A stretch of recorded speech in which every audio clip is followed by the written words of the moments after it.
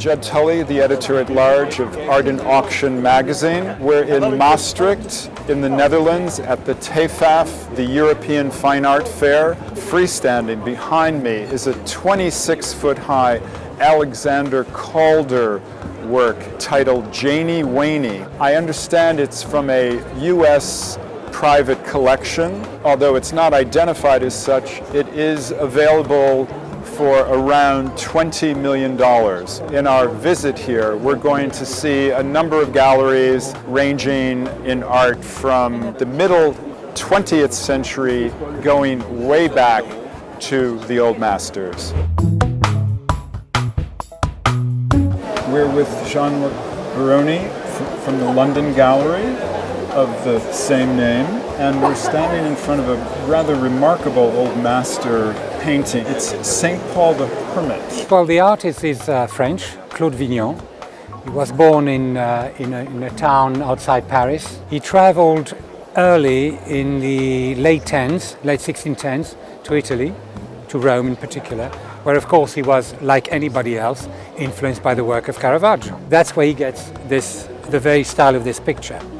This is a little later though, because it's actually signed and dated 1632. In the way it's painted, it shows the influence of artists in Venice and Genoa, and particularly Strozzi and Domenico Fetti.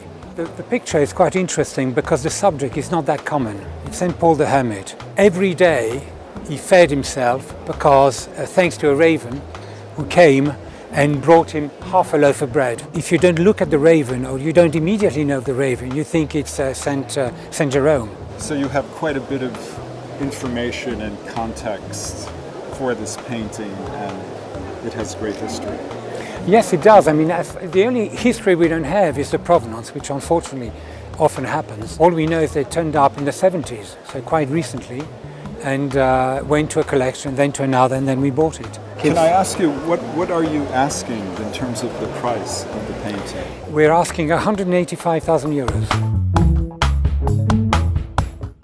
We're here with Howard Shaw of Hammer Galleries from New York, standing in front of this rather magnificent Monet painting.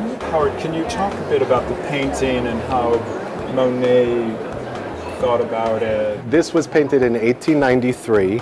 After about 6 months where Monet did not paint at all, it was around the time where he married for the second time, and he wanted to reinvigorate himself. So he went outdoors, painted in the winter. He liked to do that like one of his idols, Courbet.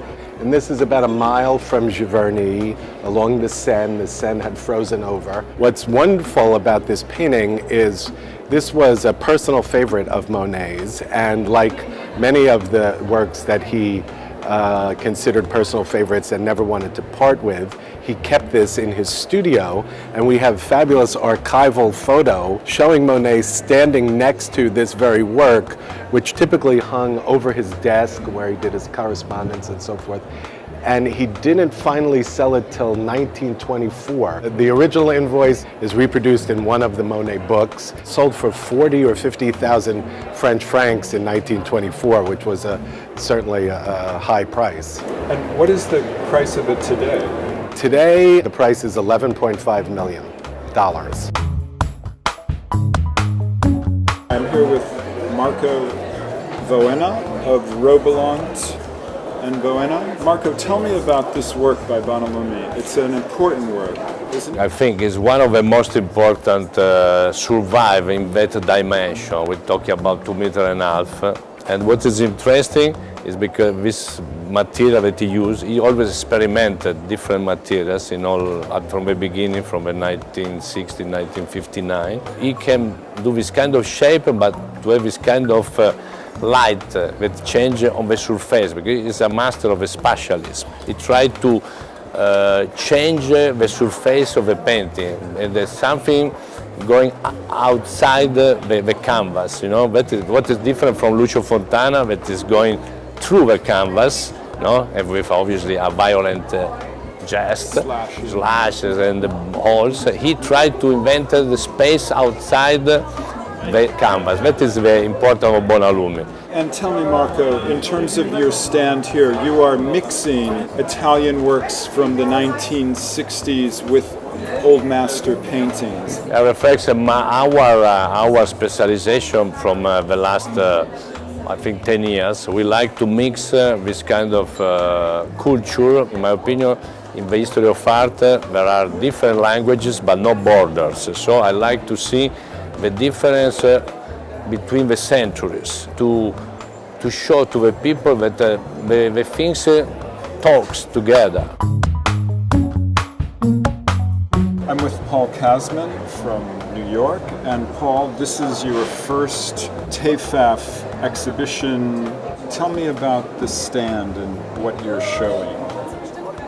Well, I have to say the stand's quite good in that it's very much a reflection of what I'm up to in New York at the moment. My next show at the gallery is Soutine, so we're seeing the exhibition will be more still lifes, but this is a fairly good representative landscape.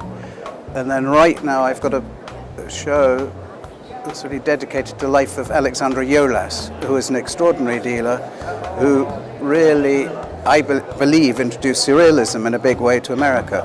So we have Lalanne in the show. Jules Olitsky had his first show there. Andy Warhol had his first and last exhibitions with Jolas. I'm trying to make somewhat of an homage out of the booth. And what brings you to Maastricht? It's a different kind of fair. It's a longer fair. It's 12 days. You've done a number of fairs all over the world. What's your interest here? It's always been a fair that I visited, and every visit I'm fascinated on every level, and I learn a great deal visiting the other, old master or silver dealers. In New York, people are always commenting on my wide range of interests, and showing Soutine at the same time as Walton Ford, and so I thought this would be one of the fair in Europe that would be suitable somehow.